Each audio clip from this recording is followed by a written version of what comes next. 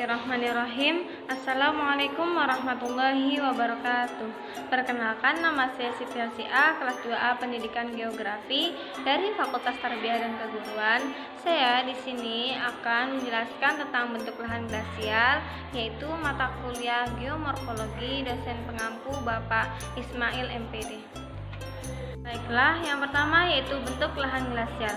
Bentuk lahan glasial adalah bentuk lahan yang dipengaruhi oleh adanya akumulasi es atau salju atau gletser di suatu wilayah dengan waktu yang sama.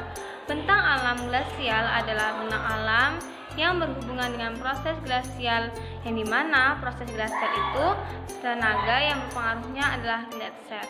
1. Pertumbuhan bentuk lahan morfologi atau glasial. Pertumbuhan bentuk lahan pada tahap awal diyakini yaitu lembah tertutup oleh salju. Kemudian salju itu mengalami pencairan, di mana setelah pencairan lembah kembali menjadi dalam. Beberapa lembah menggantung masuk lembah utama horon, dan setelah itu kemudian lembah terisi oleh aluvium.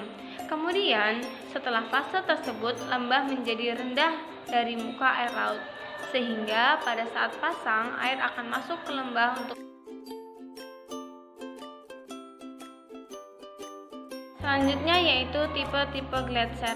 Yang pertama yaitu valley glacier, merupakan glasier yang mengalir pada suatu lembah dan dapat mengalir dari tempat yang tinggi ke tempat yang rendah. A. Ice sheet merupakan massa es yang tidak mengalir pada valley glacier tetapi menutup daratan yang luar biasanya. Yang B yaitu ice cap. Ice sheet yang lebih kecil terdapat pada daerah seperti valley glacier di laut Arctic atau Kanada. Yang C yaitu iceberg. Ice sheet yang bergerak ke bawah karena pengaruh gravitasi dan akhirnya hilang dalam jumlah yang besar berdasarkan relief, tinggi permukaan, dan curah hujan. Gletser dapat diklasifikasikan sebagai berikut. Tipe gletser alpen. Gletser alpen merupakan gletser yang terbatas pada lembah-lembah dan berbentuk memanjang atau melidah. Tipe alpen yaitu gletser yang didapatkan pada daerah dengan elevasi lebih dari 6.000 meter di atas kontinental dan dibatasi oleh wilayah kutub. Bukit es kontinental memiliki permukaan seperti zirah dan agak meninggi di bagian tengahnya. Gletser ini sangat tebal dengan ketebalan mencapai 3.000 meter. Yang keempat yaitu tipe gletser Skandinavia. Tipe ini didapatkan di Skandinavia. Dasar tanah ini mempunyai sejarah yang istimewa, yaitu suatu daratan yang hampir rata yang terangkat, terpotong-potong oleh fjord. Yang kelima yaitu tipe gletser Mustak. Tipe ini banyak didapatkan di pegunungan yang tinggi di Asia, di Karakum. Didapatkan lekukan firm yang kecil-kecil sekali berupa dalam lidah gletser yang besar dan panjang. Yang keenam yaitu tipe gletser Piedmont gletser, yaitu gletser yang didapatkan pada alur-alur valley glacier dan berakhir pada daratan rendah. Pada tipe ini, Piedmont tersebut yang merupakan daerah pengumpulan gletsernya adalah seluruh dataran es yang tertutup. Kemudian, lidah gletsernya terdapat pada lembah-lembah yang berada di sela-sela pegunungan.